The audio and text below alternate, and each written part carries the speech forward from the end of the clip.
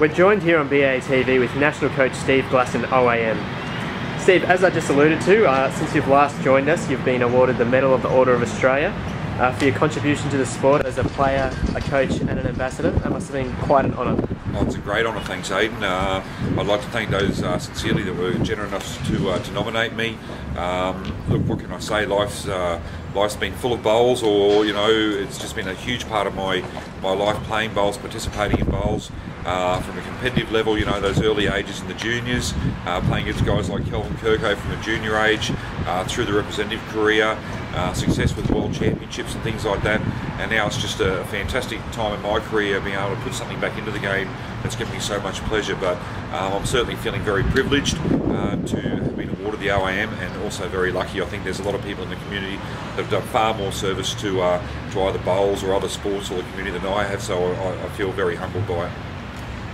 You join an esteemed group of individuals as an OAM, including, as you mentioned, your close friend Kelvin Kirko. How has the show of support been from the bowls public? Oh, it's been tremendous, really. It's blown me away a little bit, really. So I was actually overseas when it was announced, and a lot of emails, text messages, phone calls. When I got home, there were letters and cards. So I feel very gracious again to receive such wonderful support. It's tremendous. Let me emphasise, I'm just a normal guy, so I just appreciate all those well wishes and the congratulatory correspondence that I've had. But looking forward to hopefully many more years in bowls, and hopefully contributing to it both on and off the green. Steve, we're only a month into the year, but it's been a big year for bowls. You've selected the national squad for 2012 already, which included a number of rising stars such as Lisa Phillips and Sarah Boddington.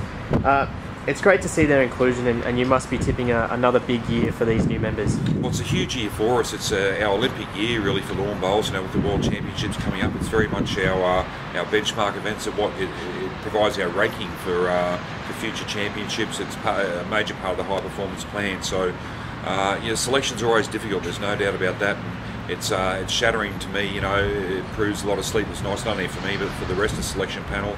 When it comes down to the crunch, we had some extremely close selections, very contentious, some great debate over who didn't finally make the last cut. But sure, it's tremendous to see the likes of Sarah Boddington, Lisa Phillips, some of our new ones get in the girls, Maddie Bowes and the boys, Wayne Rudiger, not so young but a great contributor for sort of bowls in South Australia, and a wonderful competitor, particularly in those sort of conditions. So great to see them get a start. Shane Garvey, guys like that have been tremendous performers over the years. And whilst at the same time, it's disappointing to miss out on the likes of Wayne Turley, Julie Keegan, players like Terry Antrim, Katrina Righteous, players like that, just to name a few. So very tough. But look, we've got to look forward to having a big successful year, and hopefully with the combinations that we've got there, and the availability of these guys, and the possible combinations that we can have in the Australian side, will prove very successful for us. Steve, we're less than 2 weeks away from the biggest national event on the calendar, the Australian Open. Do you predict that the Australian team will feature heavily at the pointy end of the competition? Oh, I'd like to hope so. Obviously, we class those as the best players in the country at this stage. So, but look, they'll be hard pressed by those that have just missed out on selection, wanting to prove a point. We've got the international content that's coming in, and we've also got those smokies, that never know. So, whilst it's important for us to see them performing well, Darabin is a different setup to, say, Holdfast Bay and Lockleys in South Australia. So we'll be monitoring them very closely here. We'll be having one-on-ones and different things with them whilst they're here. But my main emphasis this year is certainly having them play well on the faster sort of conditions and the Tiftdorf greens that will be the World Championships later this year.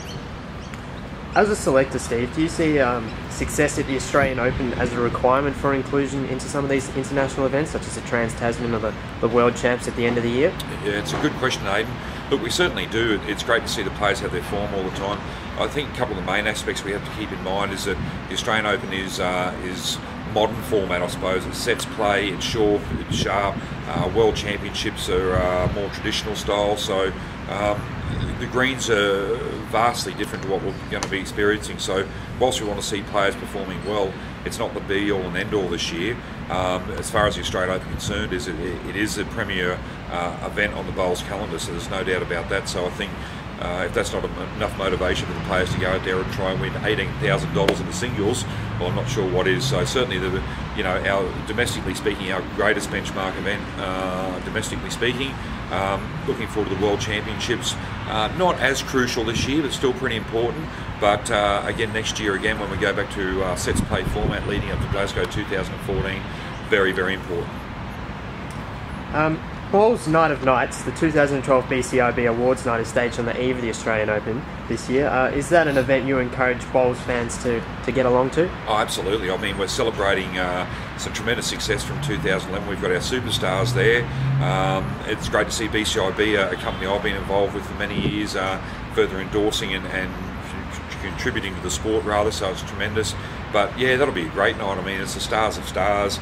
I'm sure there'll be some good laughs along the way, and what a great opportunity to meet these stars, get together, relax and celebrate what a great 2011 they've had, along with the other nominations that have been included in the night, so it should be tremendous. I'm sure it'll be a fantastic night. Thanks for joining us, Steve. My pleasure, Aidan. Thank you.